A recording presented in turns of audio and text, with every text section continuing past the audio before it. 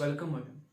इससे पहले इससे पहले पार्ट में हम लोगों ने वॉइस का डिफिनेशन, एक्टिव वॉइस और पैसिव वॉइस किसे कहा जाता है उसके बारे में हम लोगों ने पढ़ा। अब हम इस वीडियो में transformation of active voice into passive voice, अगर कोई सेंटेंस एक्टिव वॉइस में दिया हुआ है तो उसको पैसिव वॉइस में कैसे बनाएंगे उसके विषय में पढ़ना है। तो सबसे पहले हम लोग ट्रांसफॉर्मेशन जो पढ़ेंगे वो टेंस पे बेस्ड होगा। कोई सेंटेंस टेंस का दिया हुआ रहेगा, ठीक है, सेंटेंस अधिकतर टेंस वाला, ठीक है, उस सेंटेंस को हम लोग पैसिव वॉइस में कैसे बदले इस वीडियो में हम लोग ये देखेंगे। तो सबसे पहले तो हमें यह पता रहना चाहिए कि वह किस टेंस में है, तब जाके हम लोग उसको पैसिव वॉइस में बना सकते हैं। तो सबसे पहले हम लोग टेंस के बारे में थोड़ा जान लेते हैं। हम लोगों को मालूम है कि टेंस 3 प्रकार के होते हैं, प्रेजेंट, पास्ट और फ्यूचर। प्रेजेंट टेंस से प्रेजेंट टाइम का, पास्ट टेंस से बीते हुए समय का और फ्यूचर टेंस से अपकमिंग टाइम का पता चलता है।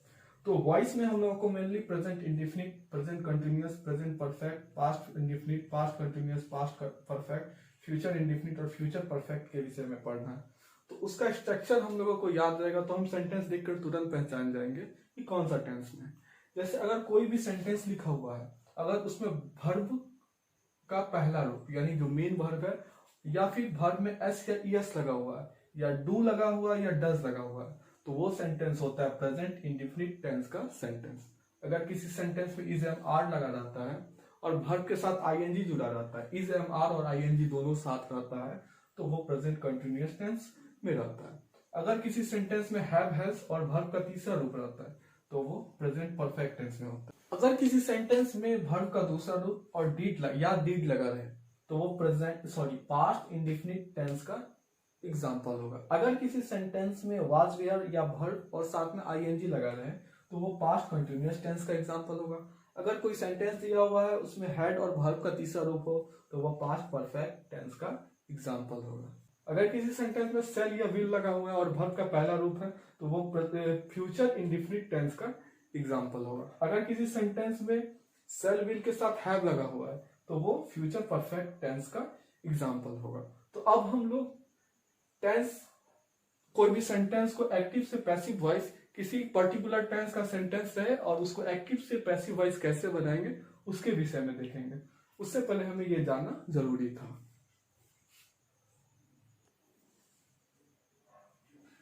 और हाँ, मैं जो ये वीडियो है उसमें मैं 1-2 जगह, ठीक है, मेनली मैं कोशिश करूंगा एक ही जगह, ठीक है, वो बता भी मैं देता हूं।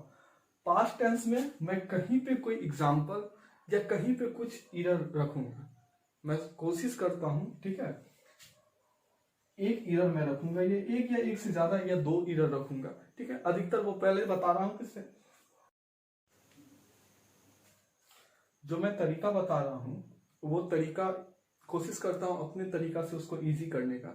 हाँ, एक और बात मैं बता देता हूं पहले, पास्ट टेंस का मैं एक एग्जाम्पल कहीं पे गड़बड़ करूंगा, वो आप लोग कमेंट कीजिएगा। धन्यवाद।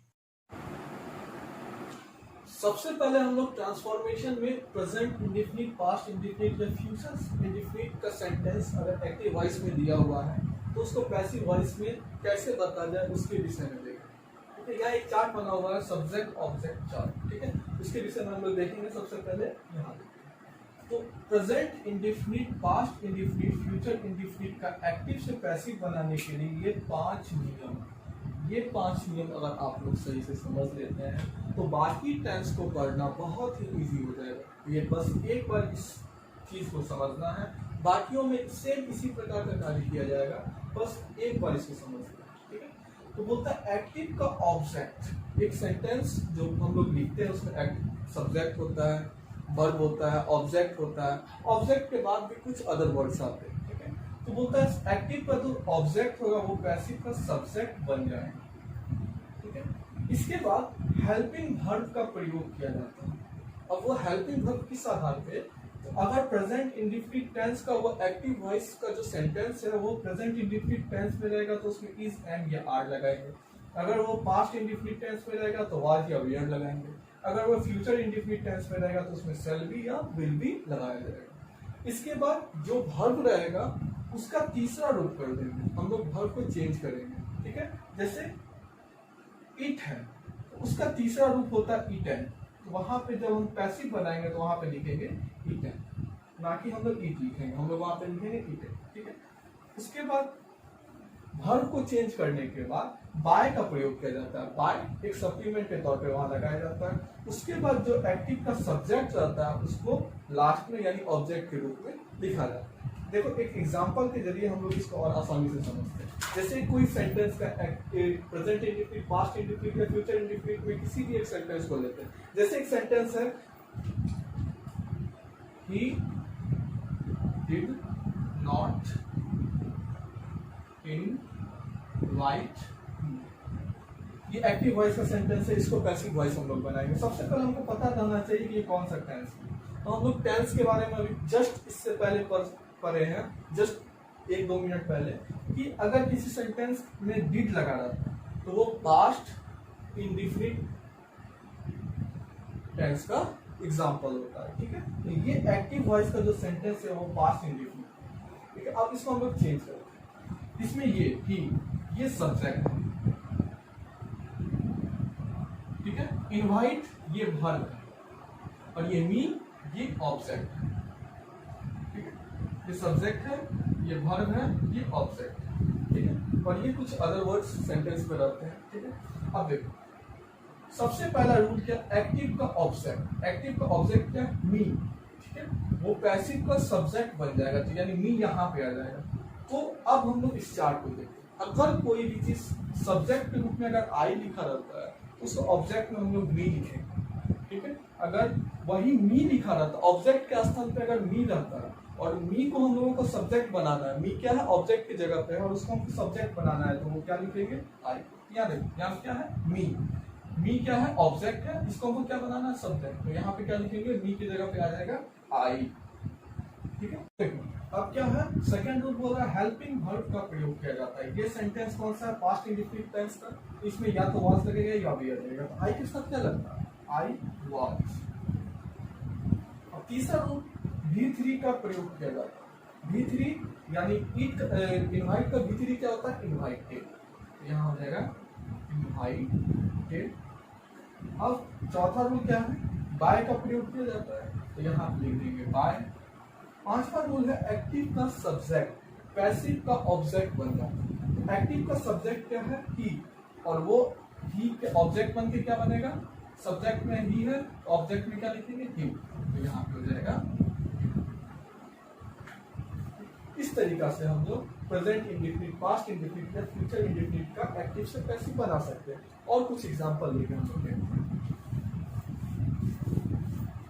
जैसे एक एग्जांपल हम लोग लेते हैं,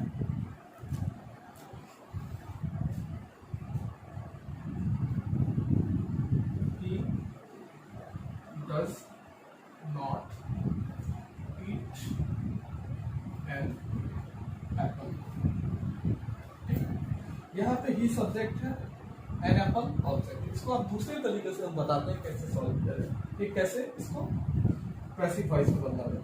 ये ही है, ये बनेगा ऑब्जेक्ट, एन एप्पल ये बनेगा सब्जेक्ट, ये हमको मालूम है। ठीक है, ही का ऑब्जेक्ट क्या होता है, ही का ऑब्जेक्ट होता है ही, और एन एप्पल का सब्जेक्ट क्या होगा, ये एन एप्पल तो सब्जेक्ट में ही नहीं, तो कोई वर्ड होता है तो उसको सेम टू सेम उतारेंगे।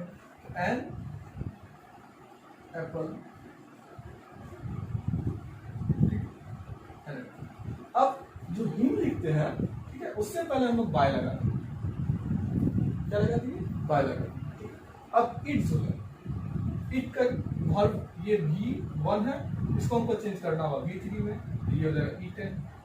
अब यहाँ डज नॉट है, डज नॉट किस में आता है, प्रेजेंट इंडेफिनिट में, उसमें इज एंड आर लगाते हैं। तो एन एप्पल इज एंड या are, an apple is eaten, an apple is eaten by him. ये तरीका भी है, दूसरा तरीका जो पहले हम लोग सॉल्व किए थे उससे भी देखते हैं। ही का ऑब्जेक्ट, ही का सबसे पहले हम लोग देखेंगे, एन एप्पल सब्जेक्ट बन गया, ऑब्जेक्ट में था वो सब्जेक्ट में, एक्टिव का ऑब्जेक्ट, एक्टिव में ऑब्जेक्ट एन एप्पल है, पैसिव का सब्जेक्ट बन गया। ठीक है, हेल्पिंग वर्ब का प्रयोग, हेल्पिंग वर्ब यहाँ पे प्रेजेंट इंडेफिनिट टेंस का है, तो इज एम आर लगेगा, तो यहाँ पे एन एप्पल के साथ इज लगता है, तो यहाँ इज लगा। उसके बाद V3 का प्रयोग, वर्ब ईट है तो वहां पे ईटन आया। उसके बाद चौथा रूल है बाय। उसके बाद एक्टिव का सब्जेक्ट, सब्जेक्ट क्या ही का ऑब्जेक्ट क्या होता है, हिम, ये हिम हो गया। इस तरीका से अगर कोई भी सेंटेंस प्रेजेंट इंडिफिनिट में हो, पास्ट इंडिफिनिट में हो या फ्यूचर इंडिफिनिट टेंस में हो तो उसको हम लोग चेंज कर सकते हैं। अब हम लोग एक फ्यूचर इंडिफिनिट टेंस का भी सेंटेंस ले लेते हैं।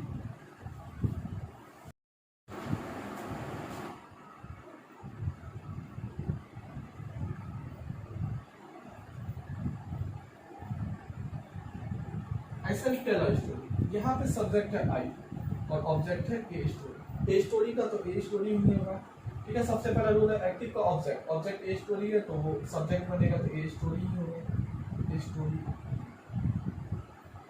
दूसरा सेल है यानी क्या, फ्यूचर इंडिफिनिट का सेंटेंस है तो उसमें हमको सेल भी या विल भी, तो a story will be, a story will B.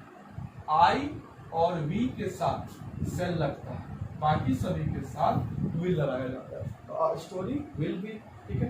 अब टेल का V3, तीसरा रूल क्या है V3, टेल का होता है टोल्ड। चौथा नियम क्या है, बाय का प्रयोग, तो बाय। तो पांचवा क्या है, सब्जेक्ट वो ऑब्जेक्ट बन जाएगा, तो आई का ऑब्जेक्ट क्या होता है, story will be told by. अब हम लोग प्रेजेंट कंटिन्यूअस, पास्ट कंटिन्यूअस और फ्यूचर कंटिन्यूअस का एक्टिव वॉइस से पैसिव वॉइस कैसे बनाया जाता है वो देखेंगे।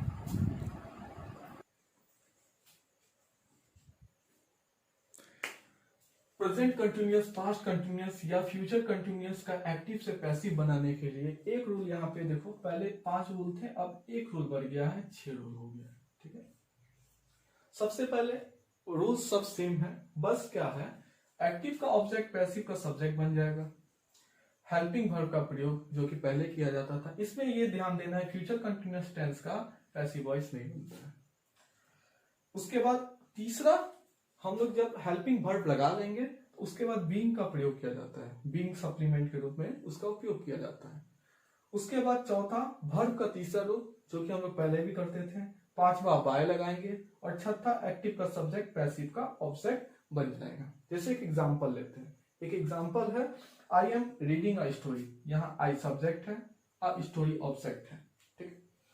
तो अ स्टोरी इधर आ जाएगा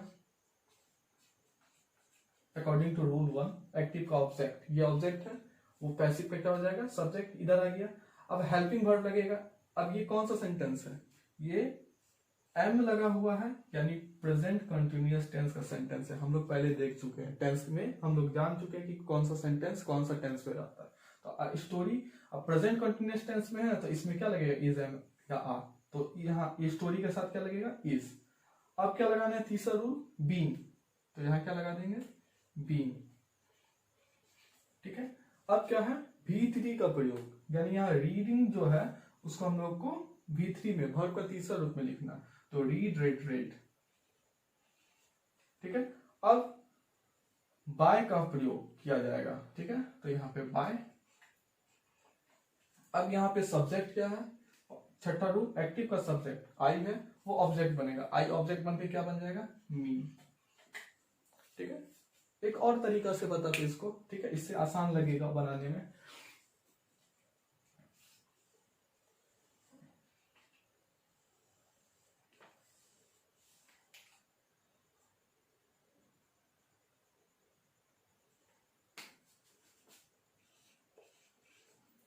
She was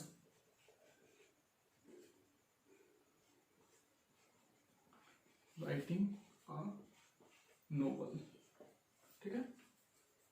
देखो ये सब्जेक्ट ये ऑब्जेक्ट, ठीक है, इसको यहां लिखेंगे, इसको यहां लिखेंगे, ठीक है। ए नोवेल यहां आ जाएगा, ए नोवेल, ठीक है। सी का ऑब्जेक्ट क्या हो जाता है, सी का ऑब्जेक्ट हो जाएगा हर, ठीक। इससे पहले लगा देंगे बाय, इससे पहले लगाएंगे बाय। अब देखो, अब यहाँ वर्ब क्या है, उसका तीसरा रो, राइट रोट रिटेन, तो यहां आ जाएगा रिटेन। कौन सा सेंटेंस है ये, तो ये है वाज लगा हुआ यानी पास्ट कंटिन्यूअस टेंस, तो उसमें या तो वाज लगेगा या वियर लगेगा, तो और नोवेल के साथ क्या लगेगा, वाज। अब यहां पे क्या करना है, बीइंग लगा देना है बस। इस तरीका से हम लोग प्रेजेंट कंटिन्यूअस, पास्ट कंटिन्यूअस या फ्यूचर कंटिन्यूअस का, ठीक है, फ्यूचर कंटिन्यूअस तो हमको पढ़ना नहीं है, ठीक है, तो प्रेजेंट कंटिन्यूस और पास्ट कंटिन्यूस का एक्टिव वॉइस से पैसिव वॉइस इस तरीका से हम लोग बना सकते हैं। अब हम लोग देखेंगे इसके आगे।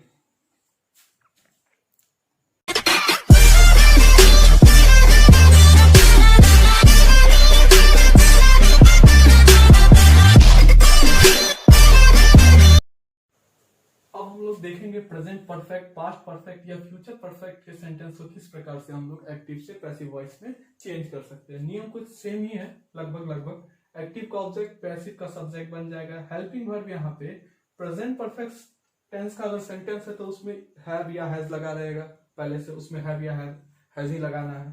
पास्ट परफेक्ट में हैड लगा रहेगा, उसमें भी हैड ही लगाना है, ठीक है।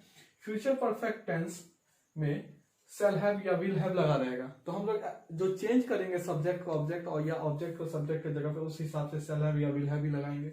बस यहाँ पे चेंज पिछले वाले से एक यही आता है कि यहाँ बीन लगेगा। प्रेजेंट इम्परफेक्ट यानी प्रेजेंट कंटिन्यूअस, पास्ट कंटिन्यूअस में हम लोग देखे थे कि वहां बीन लगता था, BEING, यहाँ पे BEEN बीन लगेगा। जैसे यहाँ सेंटेंस है, ठीक है। ये सब्जेक्ट, सबसे पहला क्या है, एक्टिव का ऑब्जेक्ट, पैसिव का सब्जेक्ट। एक्टिव का ऑब्जेक्ट क्या है, दिस पोएम, तो यहाँ पे लिख दिया दिस पोएम। ये हम लोग पैसिव वॉइस बना रहे हैं, ठीक है। अब ये ही है, ठीक है। अब दूसरा डुअल क्या है, ये कौन सा सेंटेंस है, हैज लगा हुआ है, तो ये प्रेजेंट परफेक्ट टेंस का सेंटेंस है। अब दिस पोएम के साथ क्या लगेगा, हैज, ठीक है। अब क्या लगाना है, बीन। वर्ब का तीसरा रूप कंपोज्ड, ये पहले से तीसरे रूप में है, कंपोज्ड। अब क्या लगाना है, बाय। अब यहां पे देखो सब्जेक्ट क्या है, एक्टिव का सब्जेक्ट पैसिव का ऑब्जेक्ट बन जाता है। तो यहां सब्जेक्ट है ही, तो यहां पे क्या बन जाएगा, हिम। इस तरीका से हम लोग बना सकते हैं, ठीक है। एक हम लोग पास्ट परफेक्ट टेंस का एग्जांपल ले लेते हैं।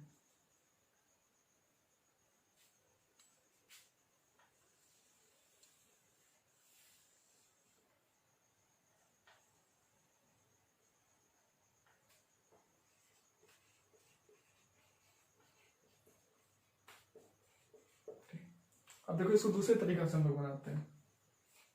ये पेन यहां आ जाएगा, ही का यहाँ पे आके क्या हो जाएगा, हिम। इससे पहले हम लोग लगाते हैं बाय, जो वर्ब है उसका तीसरा रूप यानी बाउट, पहले से तीसरे रूप में है। अब देखो, अब इसमें कौन सा सेंटेंस है ये, इससे बाउट से पहले क्या लगेगा, बीन, ठीक है। अब ये कौन सा सेंटेंस है, सेंटेंस है मेरा पास्ट परफेक्ट, क्योंकि यहाँ पे हैड लगा हुआ है। तो यहाँ पास्ट परफेक्ट में भी क्या लगते हैं, हैड। तो a pen had been bought by him. इस तरीका से हम लोग टेंस का ट्रांसफॉर्मेशन एक्टिव वॉइस से पैसिव वॉइस में आसानी से कर सकते हैं। इस वीडियो में हम लोग बेसिकली टेंस के विषय में पढ़ा, टेंस का एक्टिव वॉइस, टेंस कोई सेंटेंस दिया हुआ है, ठीक है, कोई पार्टिकुलर टेंस का एक्टिव वॉइस को हम लोग कैसे उसके पैसिव वॉइस में बदल सकते हैं, ठीक है। अब हम लोग कुछ स्पेशल रूल आते हैं स्पेशल सेंटेंस के लिए, वो सब एक्टिव वॉइस और पैसिव वॉइस का देखेंगे अगले पार्ट में, ठीक है। तब तक के लिए इसको रिवीजन करना है, ठीक है। कोई क्वेश्चंस अपने से बुक्स प्रेफर किया जाता है स्कूल्स में या फिर कहीं और भी, वहां से देखकर उसको सॉल्व करने की कोशिश करना है। अगर कोई भी डाउट हो तो कमेंट कर सकते हैं, ठीक है, वहां पे मैं इसका सॉल्व कर दूंगा, ठीक। Thank you.